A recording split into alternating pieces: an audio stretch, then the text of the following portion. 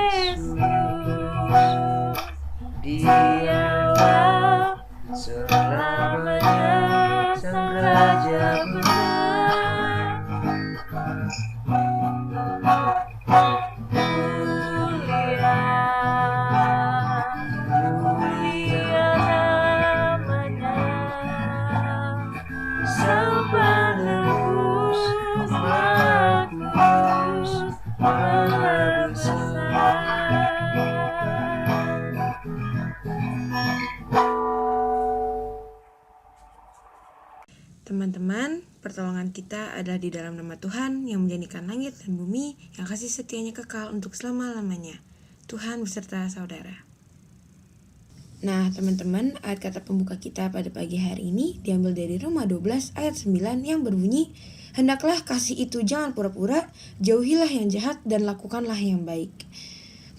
Kita semua tahu ya kalau manusia itu makhluk sosial, yang artinya tidak bisa hidup sendiri nih tanpa memiliki hubungan dengan orang lain. Itu artinya seseorang akan menikmati dan menjalani kehidupannya sebagai manusia yang wajar jika dia memiliki hubungan dengan orang lain. Inilah yang membedakan antara manusia dan binatang. Nah, hidup mengasihi orang lain adalah ciri khas umat Allah. Perintah Allah yang utama adalah saling mengasihi, bukan semata-mata untuk menegaskan bahwa manusia itu adalah makhluk sosial, tetapi karena Allah adalah kasih. Supaya dapat saling mengasihi secara baik dan benar, Yesus sendiri meminta umatnya untuk senantiasa mendasarkan diri pada hubungan yang erat dengan dirinya. Sebab Allah sendiri melalui Yesus Kristus telah mengasihi umatnya dengan memberikan nyawanya. Nah teman-teman, dengan hidup saling mengasihi, umat Allah itu dapat menjalankan berbagai tugas panggilannya dengan baik dan menghasilkan buah bagi kemuliaan Allah dan kebahagiaan kehidupannya sendiri. Jemaat sebagai umat Allah mesti menempatkan hal saling mengasihi sebagai ciri khas kehidupan. Jikalau tidak, maka sebenarnya kita sedang merusak gereja jemaat itu sendiri. Bukankah banyak gereja jemaat yang kalau berbicara tentang kasih begitu bersemangat, tetapi untuk melaksanakannya begitu berat? Akibatnya, banyak yang kehilangan jati dirinya, bahkan tidak berbeda dengan organisasi-organisasi lain dalam masyarakat. Karena itu, marilah kita semua hidup dalam kasih dengan tulus tanpa berpura-pura.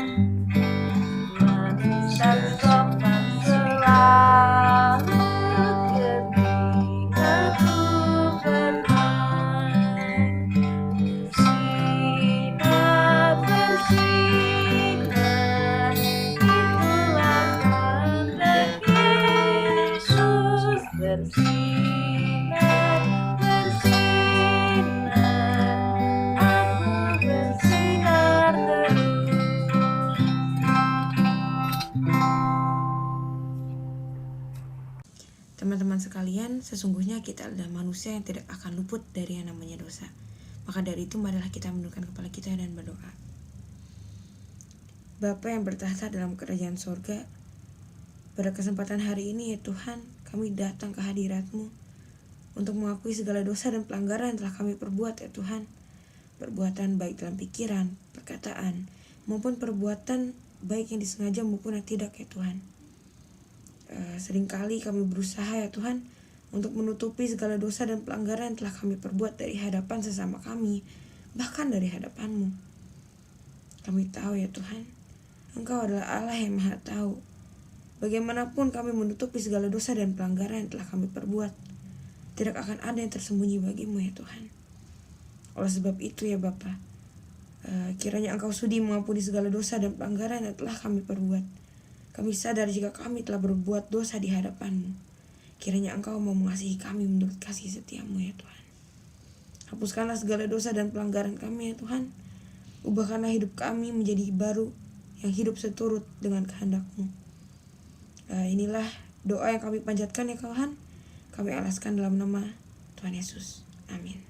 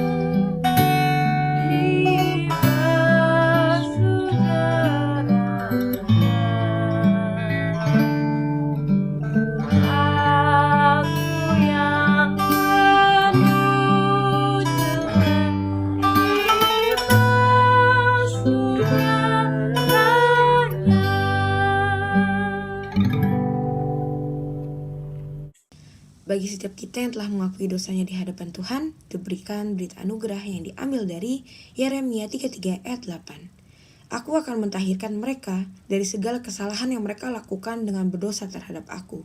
Dan aku akan mengampuni segala kesalahan yang mereka lakukan dengan berdosa dan dengan memberontak terhadap aku. Demikianlah berita anugerah dari Tuhan.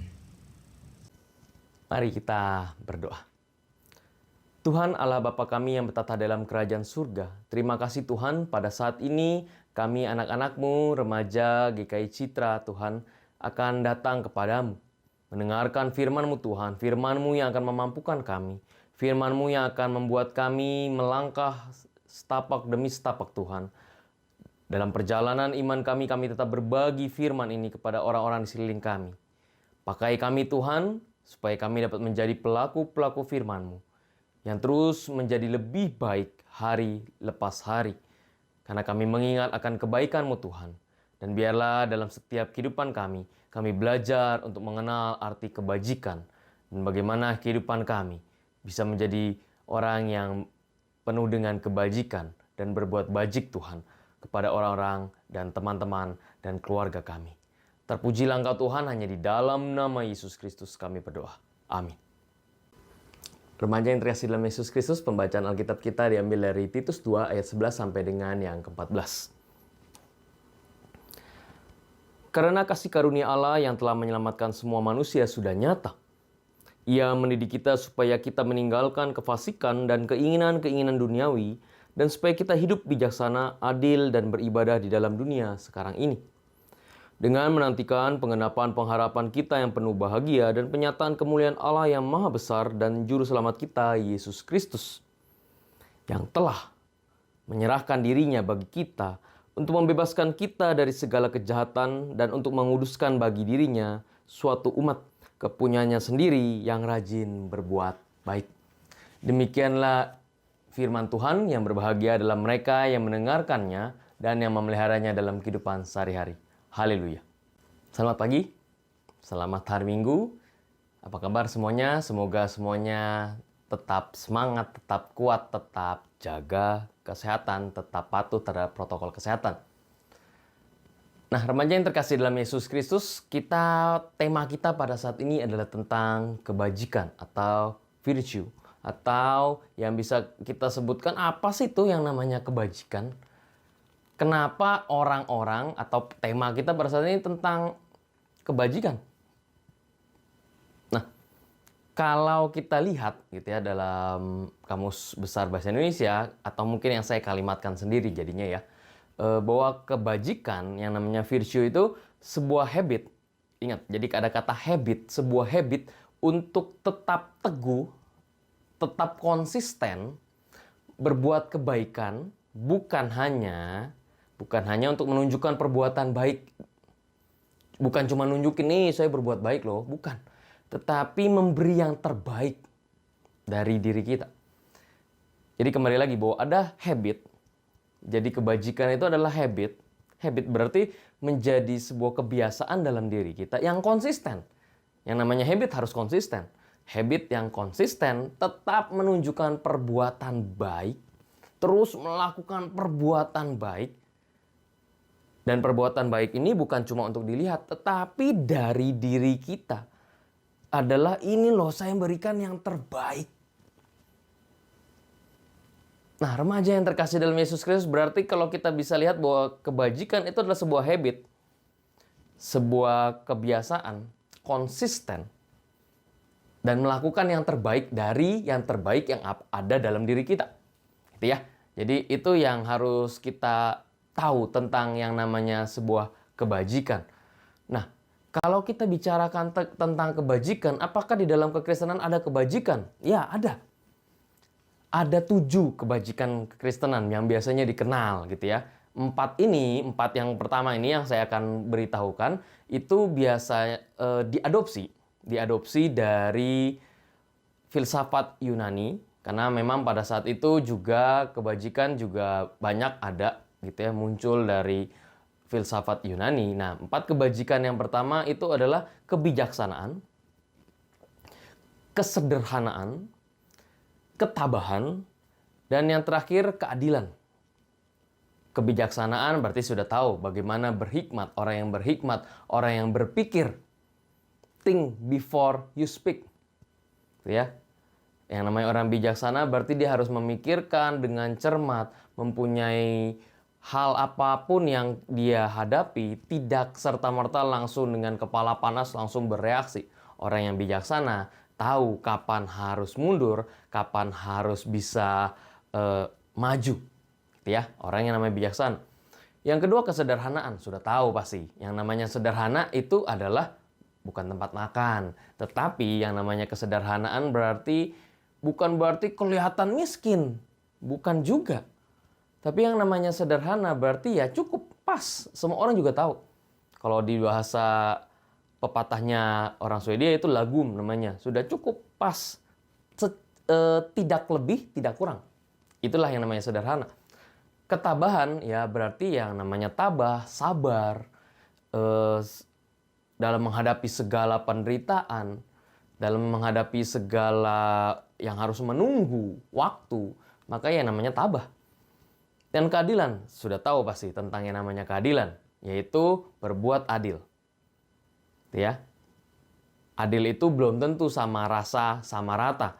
Jadi kalau misalnya ada bagi beras, gitu ya, sembako beras ke dalam sebuah desa, nggak bisa kita melakukan yang namanya keadilan itu sama rata sama rasa. Jadi mau kamu kaya, mau kamu kurang, pokoknya dapatnya 1 kuintal. Tidak bisa. Kalau yang namanya keadilan, oh kamu nih nggak cukup, nggak boleh nih harus segini. Karena kamu sudah cukup mampu sehingga ya kamu dapatnya segini saja. Sedangkan orang yang kurang dikasih lebih. Nah itulah yang namanya keadilan. Keadilan tidak melulu adalah sama rata dan sama rasa. Nah itu 4 kebajikan yang bisa kita lakukan. Tetapi kalau 4 kebajikan itu saja, loh apa bedanya? Ini mah bukan cuma orang Kristen saja, orang-orang lain juga sama. Bahkan orang-orang yang tidak mengenal kekristenan pun juga, atau orang yang tidak bertuhan pun juga melakukan itu. 4 kebajikan ini. Oleh karena itu, 3 kebajikan lagi ini ada. 3 kebajikan lagi ini ada di dalam Alkitab. Tahu nggak apa?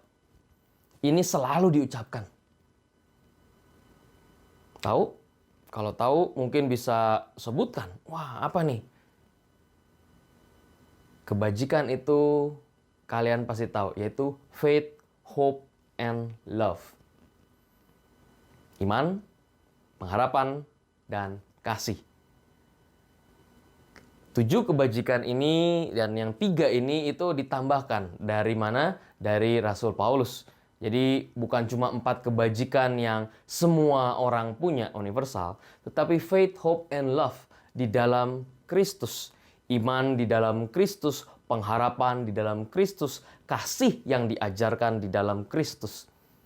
Dan ini yang harus kita lakukan sebagai anak-anak remaja, bagaimana kita melakukan kebajikan ini dalam setiap kehidupan kita.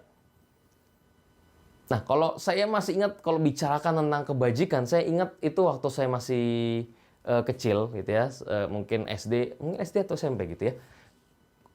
Lagunya tuh Keras Sakti gitu ya. Jadi saya selalu ingat tentang itu di Indosiar. Sebelum sekarang gitu ya, cerita tentang Keras Sakti itu saya selalu tonton. Bercerita tentang seorang biksu yang melakukan perjalanan ke barat. Untuk menemukan apa? Menemukan kitab kebajikan. Kitab yang memberikan kebijaksanaan, kitab yang memberikan sebuah, oh ini sangat penting. Nah, kalau awal-awalnya, kalau kalian tahu, awal-awalnya tuh sebenarnya kisah ini tuh tidak ada yang namanya Sun Gokong dan yang lainnya. Tetapi seiring berjalannya waktu, ada seorang penulis novel yang menambahkan. Tapi kalau kita baca, ini bukan cuma, wah ini ada Sun Gokong, dewa dan sebagainya, bukan. Tetapi ada sebuah makna tertentu. Kira-kira seperti ini. Dalam perjalanan ke barat itu, Biksu Tong itu akan melewati segala pergumulan, segala kesulitan dalam kehidupan dia. Untuk mencapai kebajikan itu akan ada tiga hal utama. Untuk memperoleh kebajikan itu ada 3 tantangan utama dalam hidup ini. Apa aja? Tahu gak? Dan ini digambarkan oleh 3 tokoh, 3 muridnya Biksu Tong. Dari Sun Gokong, Wung Jin, dan Cut Pakai. Oke, kita bicarakan satu. Yang pertama adalah Cut Pakai. Kalian tahu mukanya kayak apa? Bukan mukanya kayak apa, dia memang babi gitu ya. Dia memang siluman babi. Dan kalau kalian tahu filmnya, siluman babi ini kan rakusnya luar biasa. Tamaknya luar biasa. Jadi makan aja. Tapi jangan kalian sampai ngelihat kalau teman kalian suka makan langsung, dasar Cut Pakai. Nggak juga ya, jangan ngebully orang seperti itu. Yang digambarkan yang namanya Cut Pakai itu ketamakan. Hal yang harus dilawan untuk bisa mencapai kebajikan.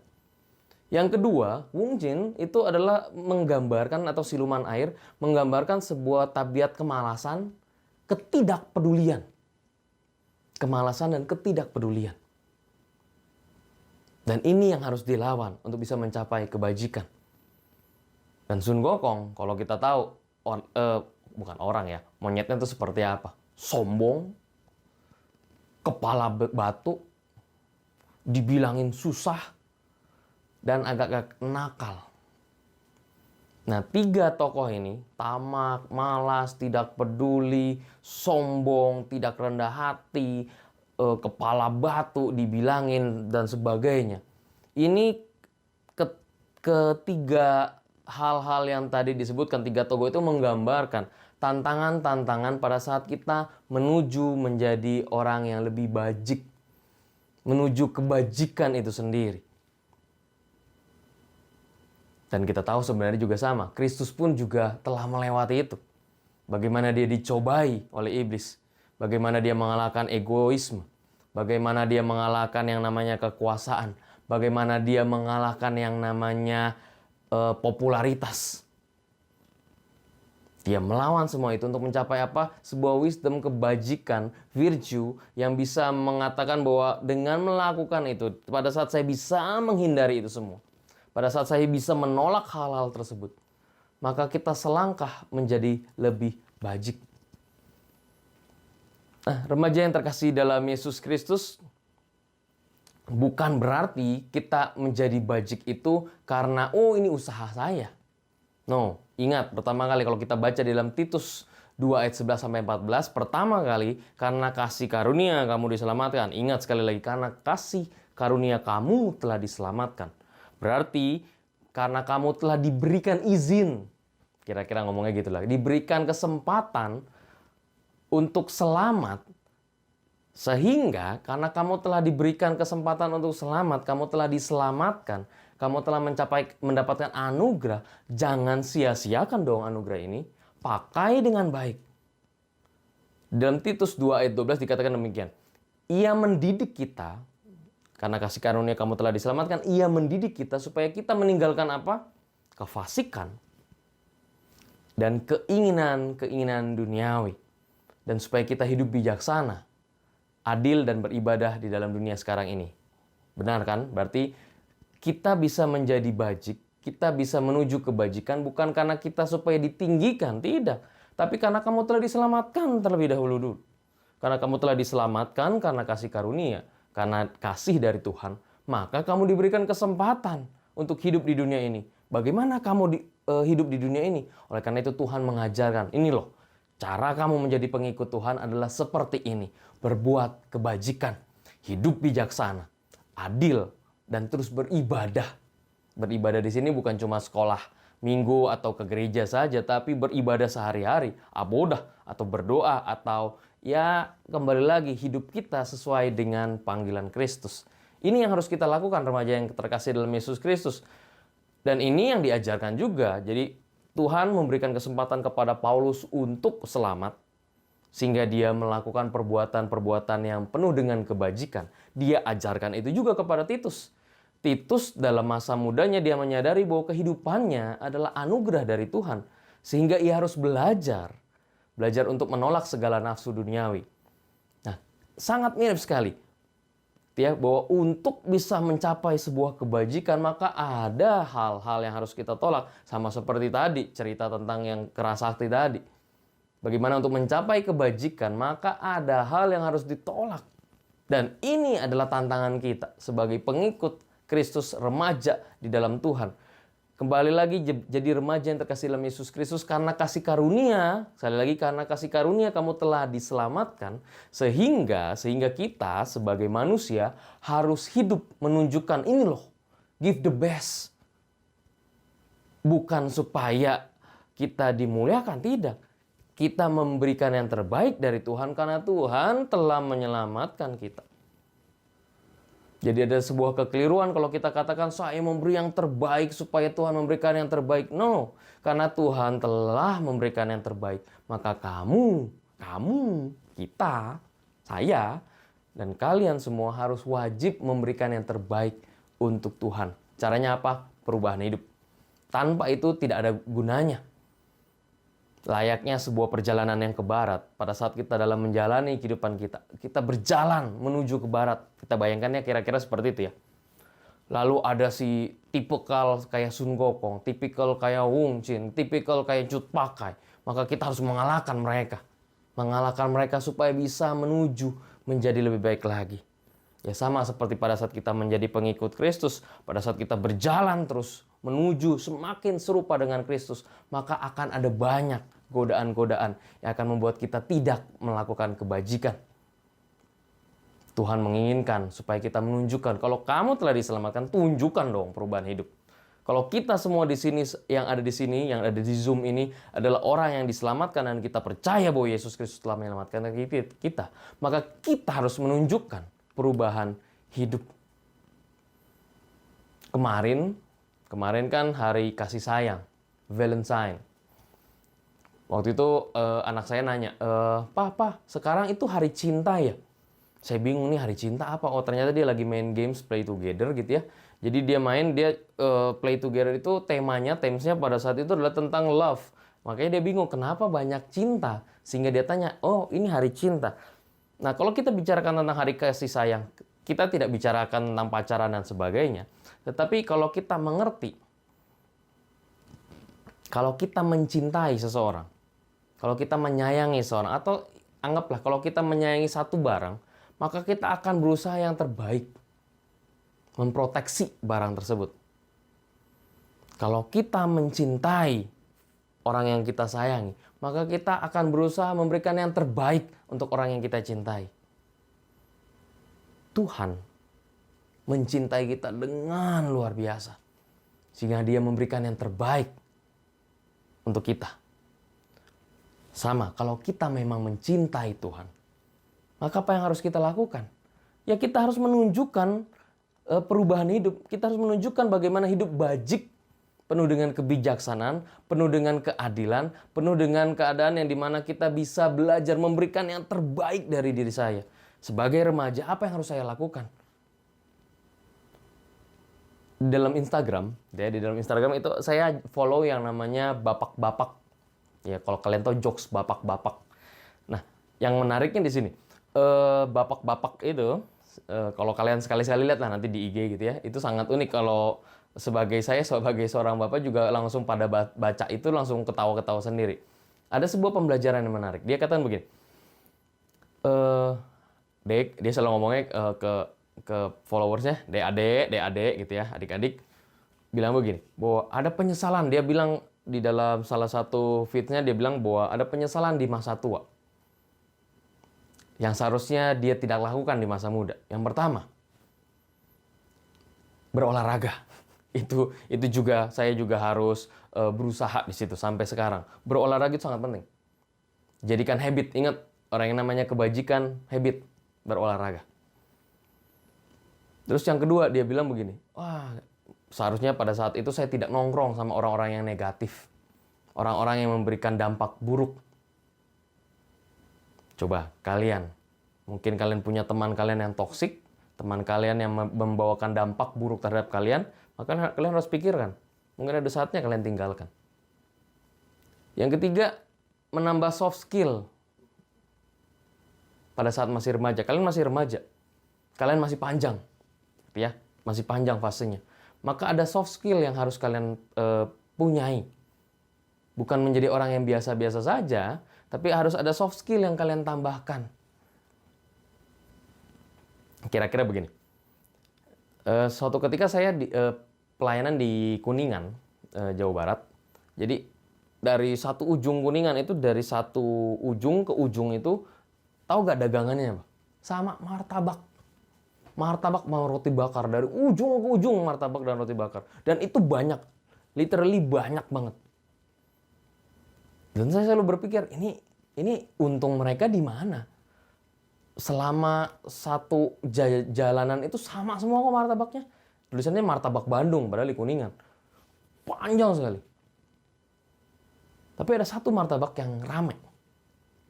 Kenapa? Mahal, standar. Bedanya adalah pelayanan. Ada soft skill yang berbeda, yang mungkin yang lain menganggap ngapain sih gini-gini dan sebagainya. Dia cuma nyediain minuman, taruh tempat duduk, diajak ngobrol pada saat itu. Soft skill. Tanpa itu tidak bisa. Dan orang itu ramai. Nah ini sama, seperti kalau kalian ingin menjadi orang yang bertambah lebih baik lagi, maka ada soft skill. Dan inilah yang namanya kebajikan, yang harus kita bisa lihat untuk menambah wisdom dan sebagainya, bijaksana. Yang berikutnya adalah mendalami ilmu agama.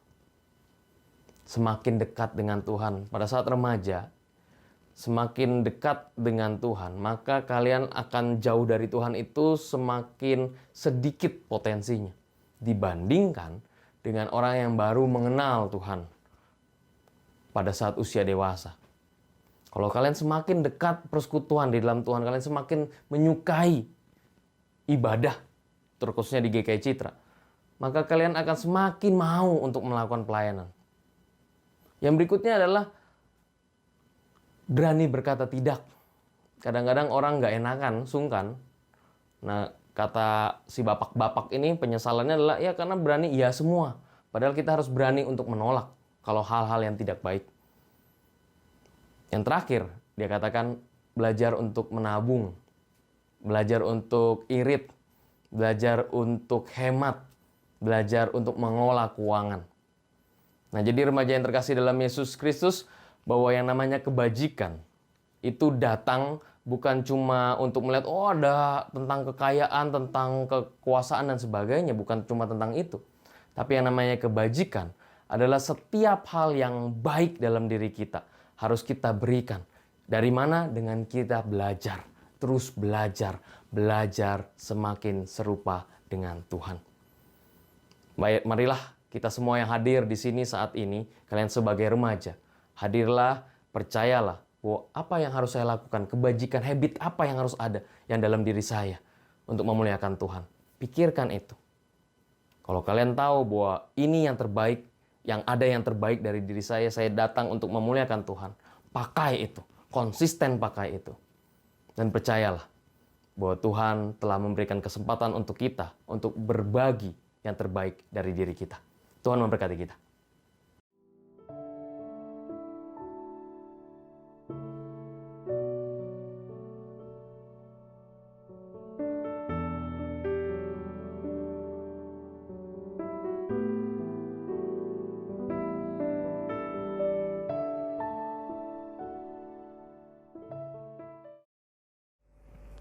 Marilah kita bersama dengan umat Allah di masa lalu, masa kini, dan masa depan, mengingat janji baptisan kita dengan mengikrarkan pengakuan iman rasuli.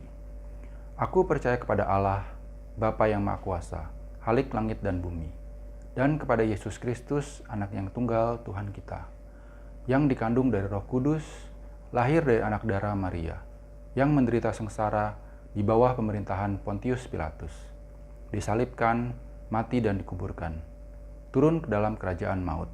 Pada hari yang ketiga, bangkit pula dari antara orang mati, naik ke surga, duduk di sebelah kanan Allah, Bapa yang Maha Kuasa. Dan dari sana ia akan datang untuk menghakimi orang yang hidup dan yang mati. Aku percaya kepada Roh Kudus, gereja yang kudus dan am, persekutuan orang kudus, pengampunan dosa, kebangkitan orang mati, dan hidup yang kekal. Amin. Teman-teman, kita akan memasuki doa syafaat. Mari kita bersatu dalam doa. Bapa yang di surga, kami memuji dan bersyukur ya Tuhan atas berkat dan penyertaan-Mu. Sehingga hari ini kami bisa berkumpul ya Tuhan berkumpul bersama untuk memuliakan nama-Mu. Tuhan, kami mohon kepada Engkau, berkatilah gereja ini, serta ibadah yang kami lakukan seperti sekarang. Berilah kepada kami kesehatan agar kami bisa kembali berkumpul untuk memuji keagungan-Mu ya Tuhan. Kami juga mendoakan saudara-saudara kami yang belum bisa hadir bersama kami. Jika mereka sakit, sembuhkanlah. Jika mereka malas, ketuklah hati mereka ya Tuhan, supaya tergerak untuk datang dan mempersembahkan hatinya untuk menyembah-Mu. Bapa, kami mohon agar pelayan-Mu serta jemaat-Mu senantiasa Kau beri kekuatan dan kesehatan ya Tuhan, untuk terus dapat memberikan pelayanan yang terbaik untuk-Mu. Tidak lupa juga kami memohon agar pandemi ini segera berakhir supaya kehidupan kami bisa kembali dan berjalan lebih baik dari sebelumnya. Sembuhkanlah mereka yang terbaring sakit ya Tuhan, bantulah mereka yang kehilangan pekerjaannya, temani mereka yang kesepian di dalam hatinya. Tuhan, berkati juga kami saat mulai bekerja.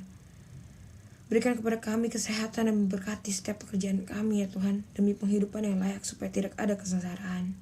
Kami mohon padamu Bapa, berkatilah negara kami, agar menjadi negara yang berdaulat dan makmur, jauh dari bencana. Teguhkanlah iman para pemimpin kami, untuk bisa terus berjalan di bawah bimbingan-Mu ya Tuhan. Kuatkanlah pundak mereka untuk berusaha sebaik-baiknya demi kepentingan bangsa. Sejujurnya ya Tuhan, masih banyak doa yang ingin kami sampaikan kepadamu, tapi kami yakin bahwa Engkau sudah mendengarnya jauh sebelum doa kami terucap. Di dalam nama Yesus, sebagai juru selamat kami yang hidup, kami telah berdoa dan mengucap syukur. Amin. Marilah kita mengungkapkan syukur atas penyertaan Tuhan dalam hidup kita dengan memberikan persembahan. Firman Tuhan dalam Amsal 3 ayat 9-10 menyatakan, "Muliakanlah Tuhan dengan hartamu dan dengan hasil pertama dari segala penghasilanmu. Maka lumbung-lumbungmu akan diisi penuh sampai melimpah-limpah, dan bejana pemerahanmu akan meluap dengan air buah anggurnya." Amplop persembahan dapat dimasukkan ke dalam kotak persembahan di depan ruang TU pada hari Senin sampai Minggu pukul 9 sampai 14 dengan menerapkan protokol kesehatan. Atau dapat ditransfer ke rekening GKI Perumahan Citra 1 dengan menambahkan Rp22 pada nominal transfer. Marilah kita bawa persembahan dalam doa. Ya Tuhan, kembali kami datang menghadap hadirat-Mu. Kami bersyukur atas segala berkat, anugerah, dan penyertaan yang Tuhan boleh berikan dalam seluruh kehidupan kami. Saat ini ya Tuhan, kami datang membawa persembahan ini. Biarlah kiranya Engkau boleh menguduskan, dan juga Tuhan berkati untuk majelis jemaat yang akan mengelola persembahan ini, sehingga persembahan ini dapat digunakan dan menjadi berkat bagi banyak orang. Ajar kami ya Tuhan untuk tidak hanya memberikan persembahan berupa materi saja ya Tuhan, tapi ajar kami juga agar dapat memberikan persembahan berupa waktu, tenaga, dan waktu terbaik kami ya Tuhan. Ya Tuhan, kami mau serahkan persembahan ini hanya ke dalam tangan penyertaan-Mu saja. Di dalam nama Tuhan kami Yesus Kristus, kami naikkan doa ini. Amin.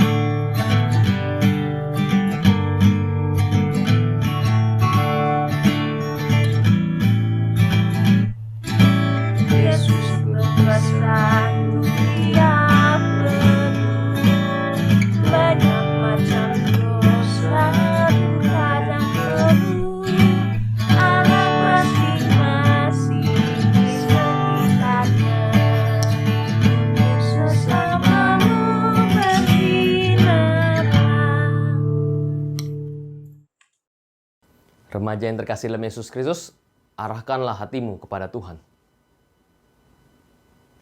Jadilah saksi Kristus. Terpujilah Tuhan. Terimalah berkat dari Tuhan. Tuhan memberkati engkau dan melindungi engkau. Tuhan menyinari engkau dengan wajah-Nya dan memberi engkau kasih karunia. Tuhan menghadapkan wajah-Nya kepadamu dan memberi engkau damai sejahtera. Amin.